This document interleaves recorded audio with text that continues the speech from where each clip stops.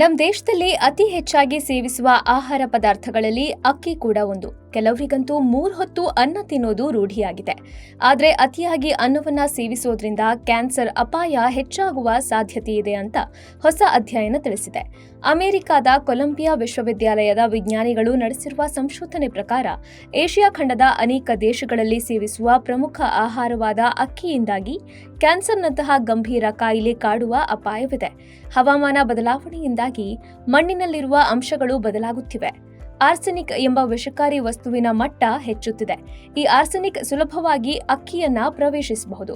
ಮಣ್ಣಿನಲ್ಲಿರುವ ಆರ್ಸೆನಿಕ್ ಮತ್ತು ನೀರಾವರಿ ನೀರಿನಲ್ಲಿ ಇರುವ ಆರ್ಸೆನಿಕ್ ಕಾರಣದಿಂದಾಗಿ ಇದು ಅಕ್ಕಿ ಧಾನ್ಯದಲ್ಲಿ ದೊಡ್ಡ ಪ್ರಮಾಣದಲ್ಲಿ ಸಂಗ್ರಹವಾಗ್ತಿದೆ.